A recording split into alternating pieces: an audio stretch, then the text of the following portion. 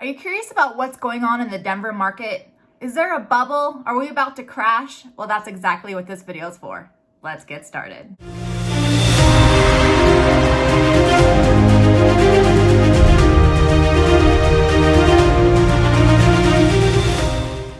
Hi there, Christy Lee here, and I am a local real estate agent in the state of Colorado, but more importantly, I am a native of Colorado. If you're new to my channel, all of my videos are catered to my most favorite places to live, to visit, to take your kids, and just overall knowledge of the Denver housing market. If that's something that interests you, please click that subscribe button right there. Thumbs up as well, and let me know what you think because I love to hear from you, all of you. That's exactly what these videos are for. All right, so I get a lot of people asking me, and obviously it's all over the news about what is going on in the Denver market, the housing market, and what, if anything, they should do, especially if you're a buyer. Whether or not this is a good time to buy, should they hold off? A lot of people are really scared right now, so that's why I'm here to just talk about it. Let's just get it all out in the open. So obviously it is common knowledge right now, interest rates are going up, and they have gone up significantly over the last few months. So what does that mean? That obviously means that, you know, people out there, buyers who maybe could afford a certain price point 3-4 months ago are no longer in that price point anymore.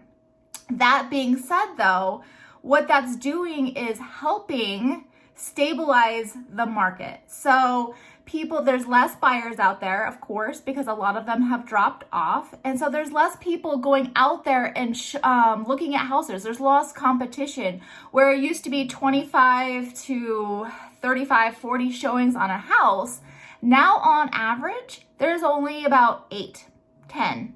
And so that's huge when it comes to buyers. So you need to think about that when you're out there. Yes, the interest rates are higher, but you don't have to come over asking price anymore. You know, the days of going over, 10, 15% over asking price are gone. You don't have to worry about that anymore, especially if you don't have cash. So a lot of those, when people were going over asking price, even 2 months ago, coming over, $50,000, over asking price, they're having to come up with the appraisal gaps. That is no longer an issue anymore because that cash, a lot of people weren't be able to compete because they didn't have that cash in hand to cover that appraisal gap. Now that the interest rates have gone up, less buyers, meaning less competition, meaning people aren't needing to go over asking price as much anymore. They're not having to come up with as much cash. So that is an amazing thing when it comes to a buyer. Now, the bubble is not bursting, and people are talking about all this all the time, and it's just not. Statistically, we just don't have enough homes.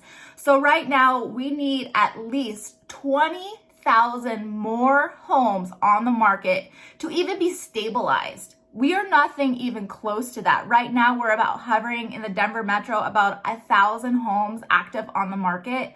That is nowhere close to where we need to be year over year. So as far as a bubble bursting and that all of a sudden homes are going to be decreasing in price, it's just statistically not going to be there. It's nothing, all the economists, everything, they're not even seeing this whatsoever, especially in the Denver market, or even in the Colorado market for that matter, where the houses are not, the appreciation will slowly, stabilize. You're not going to see that 20% increase that we've seen, for the last 2 years.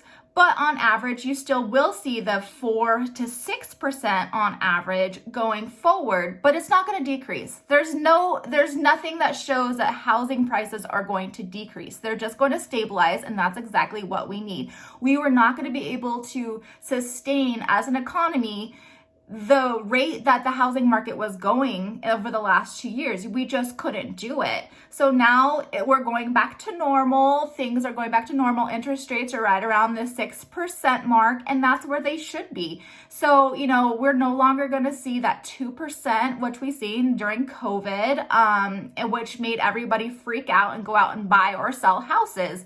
We're just not going to see it. So if you're worried that your house is going to either not gain in value, or you're going to be, you're worried about maybe you should hold off to have the housing prices come down, They're just not. They're, statistically, they're just absolutely not. So should you buy now? Well, yeah. I mean, because so the common thing that people are saying right now is marry the house, date the rate. Meaning if you love the house, buy it, marry it, but date your rate, because your rate can always change. You could always refinance. So whatever the rate is now, if it's higher than 2 years from now, refinance. You'll be able to change that at any time, but you can't necessarily change your house all the time. And then also, if you're holding off for housing prices to come down, your interest rates probably will still go up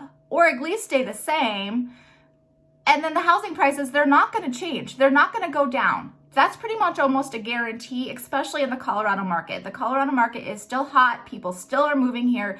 The economy is still thriving out here. Employers are still, wanting people to move out here and transferring, employees out here. So people are wanting to come out here. So the housing prices in general will not go down. So don't wait. People are like, maybe I should be renting and wait for things to slow down. Okay, rent prices might be a little bit lower right now, especially since the increase in interest rates, of course. So rental prices might be a little bit cheaper, but that you're still not building equity into your own life. You're helping your landlord. And do you think that they're going to be changing their rates for you because now their mortgage or whatever might be getting higher? So they're going to reflect that cost onto you. I was in property management for 13 years, and you better believe every single year you got a rental increase. That's just the way it works. So yeah, the rent might be cheaper now, but you are not building any equity for yourself for the future. You're helping somebody else's future. So that's something that you always need to think about with renting, so no matter what, purchasing will always be better, even if the, interest rates are 6% right now. Again, marry the house, date the rate. Overall, it's still a great time to buy, and it's honestly still a great time to sell. You are still going to get money for your house. You just aren't the times of the multiple offers and all of that kind of stuff. Like I said, 40 plus showings on a weekend. Those times are pretty much gone. They're behind us. So you kind of missed the bubble on that.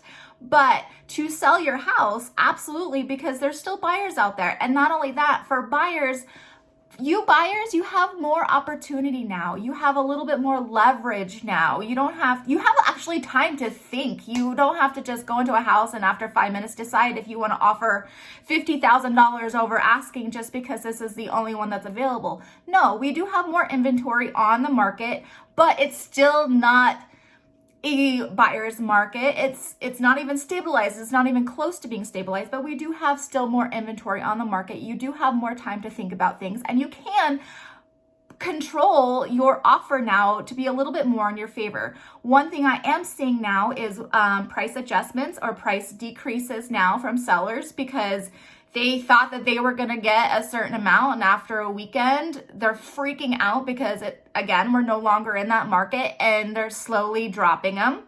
Also, another thing for the buyers that I have been noticing as well is for builders.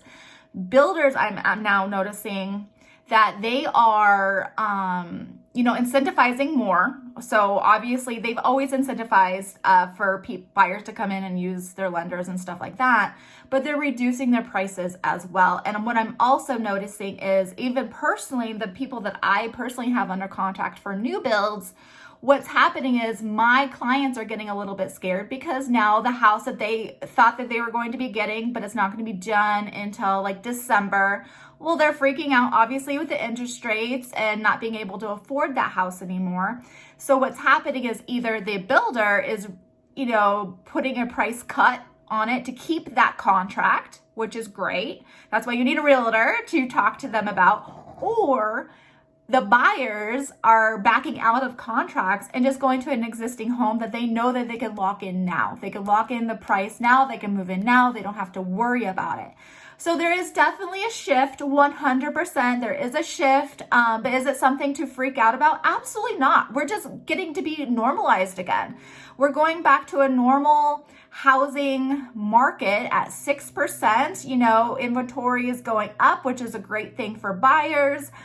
You have a little bit more control, you have a little bit more negotiation than there was before. So yeah, I mean, it's great, but is it going to burst? No, especially not in Colorado. So don't worry about that. Your housing price will continue to go up about 4%, no longer the 20% equity, but you still are going to be, it's still going to be a good investment no matter what. Real estate, no matter what, it will still be the best investment you could possibly do. So that is my little tutorial on what I think the housing market is doing right now. If you have any questions, please feel free to reach out to me anytime. That's why I make these videos. I love to help you move to Colorado or even within Colorado. I'd love to help you. I'd love to hear from you. Please remember to click that subscribe button right there. Thumbs up as well. And to the next video, take care.